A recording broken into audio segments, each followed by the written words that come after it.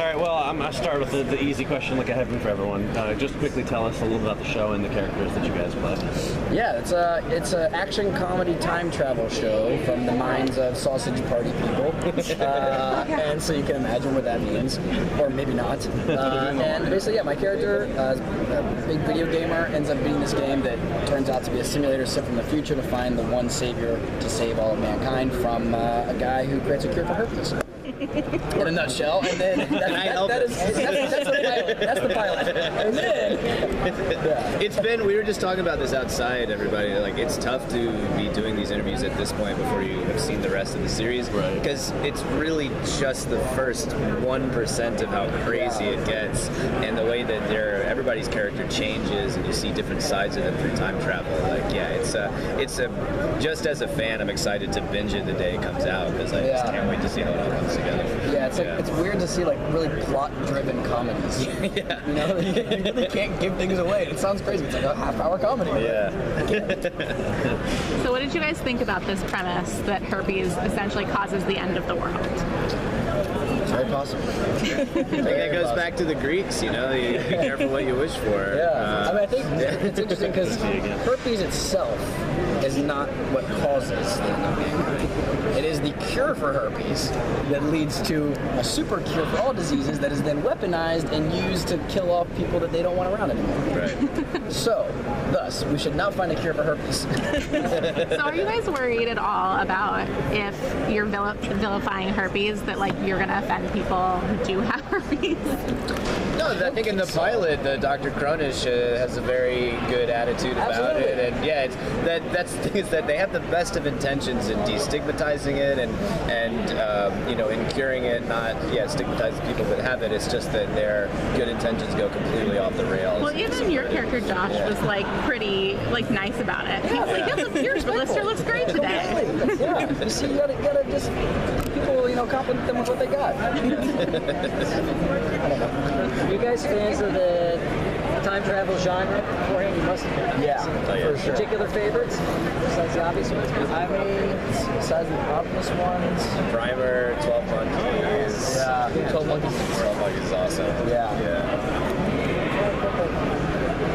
Groundhog Day. It's a time travel movie. Yes. Yeah, it's a time loop. It's time loop to go in. Yeah. It's probably. Yeah. I really want to see. Somebody's talking about Predestination or Predestined. Is that a new Predestination? Predestination with Ethan Hawke. Yeah. Oh, cool. It's based in some story they're talking about where a guy like starts off as a man, transitions to a woman, goes back in time, and then fucks himself as a man to create a version that is a child of himself. Wow. Is that the fifth season? Yeah, exactly. Sounds like the fifth season. And it's all Ethan Hawke? Must be the next season of Transparent. Really? I love it's the Spirit Brothers, and I really like them. I like them too. It's one of my favorites. Looper. But watch it. All right. So you guys play it. Go ahead, ladies. Thank you. Was it challenging to be in a show that kind of had so many cross genres in it, or was that more exciting as an actor? I think it's more exciting. I mean, you get a lot more to play with. You know, it's not just straight comedy or straight. Even with the comedy, it's not just one genre of comedy. You kind of knock on all levels. We have entire episodes that based on an entirely different world of comedy. So it's fun to get to jump around with that and then incorporate elements of action, sci-fi. I think it's a lot more exciting, and especially if it continues on for more seasons. You're not locked into the same thing. It's like the possibilities are endless of where it can go. Yeah. Which is why when they pitched it to me, they didn't even really know where the rest of the season was going to go when they pitched it. So it was like it's open field to kind of make it whatever you want. Which is cool. You see what they do in Preacher, where they're able to pivot from really bizarre tones and yet it all makes sense within the show, and they've done it again here. Just going from what Josh is doing and having like action, intensity, and some really physical comedy, and then going back to like what Ed and Glenn do at the table. Like there's just these wonderful shifts that make it a really exciting ride. Yeah. We have an episode that's kind of like a riff on an 80s or 90s sitcom. And we kind of like play with those ideas, and we get to like run around and like do like those like classic like 80s comedy things. You get a laugh track? We actually played around the laugh track idea for a while. I don't think it ended up quite making the cut because it was too weird. So you wind up operating on Slow Joey, right? Yeah. Slow Joey, In one reality, that show never stop. Slow, keeping it slow is still on the air.